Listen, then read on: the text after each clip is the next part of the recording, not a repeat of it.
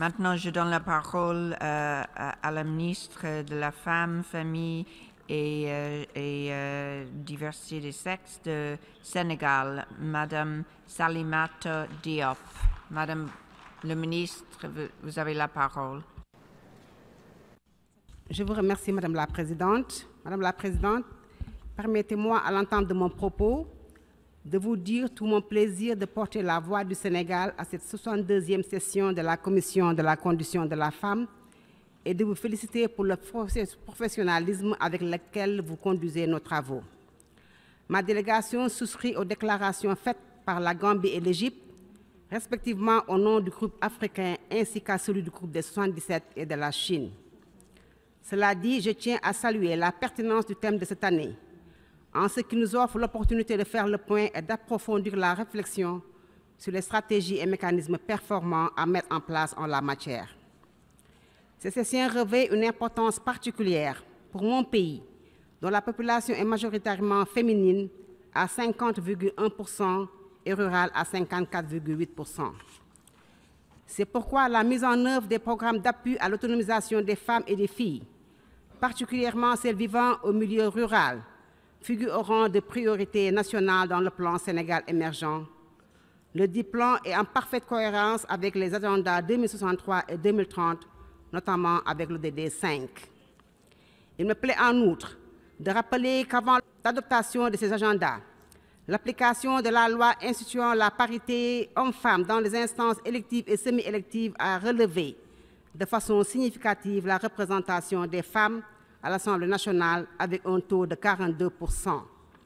Elle aura également permis d'atteindre un taux de 47,2% au niveau des collectivités locales. Sur le même chapitre, mon pays s'inscrit depuis février 2017 dans une phase de systématisation des cellules genre au sein des ministères sectoriels en vue d'impulser davantage la prise en compte de l'égalité hommes-femmes dans les politiques et budgets sectoriels. Il convient également de souligner les progrès importants induits par la mise en œuvre combinée de programmes de développement endogènes initiés par le gouvernement du Sénégal. Il s'agit notamment du programme d'urgence de développement communautaire BUDC, dont les interventions en milieu rural ont permis d'améliorer la mobilité par la réalisation des milliers de kilomètres de pistes de production, l'accès à l'eau potable, à l'électrification, aux infrastructures et services sociaux de base, sans oublier les équipements pour l'allègement des travaux de femmes ont facilité la vie à des millions de ménages vivant en zone rurale. Les femmes vivant dans les localités frontalières bénéficient de la même attention à travers le programme d'urgence de modernisation des axes et territoires frontaliers, PUMA. En milieu urbain, le pendant du PUDC, à savoir Promoville, intervient pour adresser, entre autres, les contraintes qui freinent l'autonomisation de la femme. De plus, par le biais des mécanismes de financement appropriés, un nombre important de femmes entrepreneurs, notamment en milieu rural, ont bénéficié de 16 milliards de francs CFA entre 2012 et 2016. Ces actions sont en cours d'amplification en cette année sociale, déclarée par son Excellence M. Macky Sall, président de la République du Sénégal. Par ailleurs, pour accélérer l'autonomisation économique de la femme, il a été créé la Délégation générale à l'entrepreneuriat rapide pour les femmes et les jeunes, dotée d'une enveloppe annuelle de 30 milliards de francs CFA.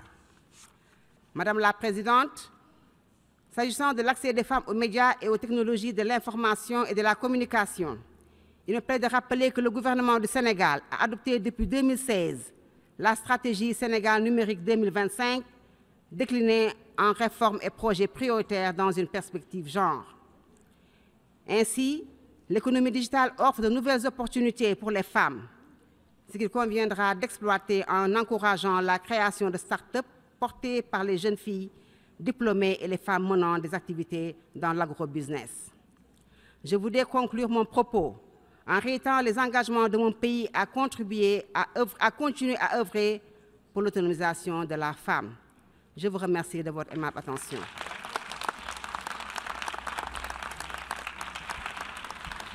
Je vous remercie, Madame la Ministre.